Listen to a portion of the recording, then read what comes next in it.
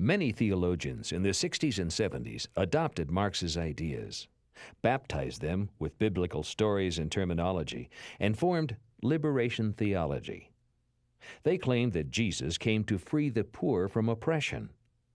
Class struggle is the basic dynamic of social life.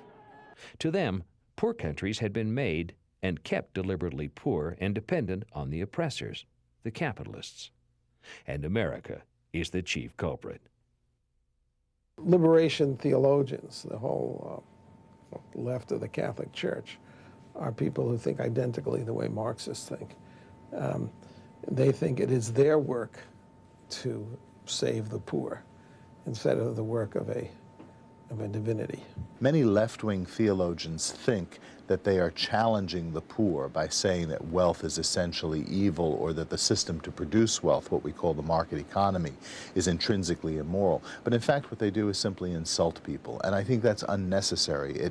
It fails to engage them in the process of human redemption and evangelization. They were arguing for an economic salvation instead of a theological salvation. Jesus Christ all of a sudden is a guerrilla.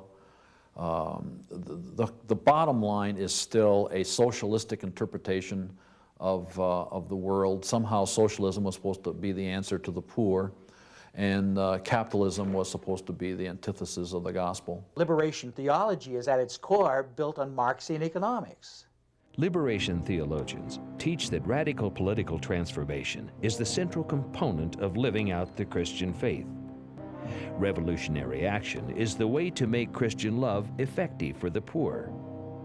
If Christians don't get involved in the revolutionary struggle and respond to the poor's yearning for liberation, they become the oppressors. Since Jesus speaks to the poor, Christians not committed to the revolution have turned their backs on Christ. In liberation theology, commitment to the revolution is essential to what it means to be a Christian. It is difficult to imagine two worldviews that are more at odds than Christianity and Marxism. Most Christians know that they should take care of the poor and look for ways to get rid of poverty and oppression. The Christian use of Marxism, however, is built on quicksand.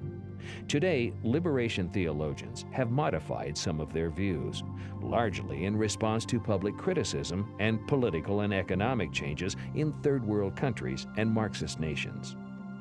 Many have adopted a more positive attitude toward democracy. They still condemn capitalism, but they are willing to use democracy to control its excesses. Liberation theologians seem to have reached a new stage. Many have abandoned most of the revolutionary rhetoric and instead are concentrating on more biblical themes, such as preferential love for the poor. However, these changes provide no excuse for ignoring what liberation theology has been and, in fact, still is in many Catholic and Protestant seminaries today.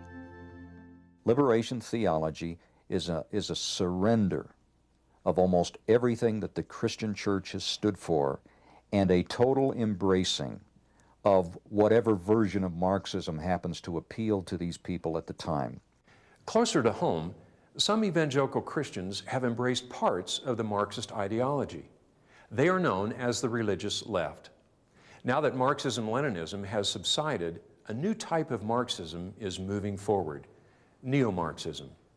For these new Marxists, Marxism is not a system of sociology or economics, but a philosophy of human liberation. Neo-Marxism, also known as humanistic Marxism, is commonly advocated by the religious left.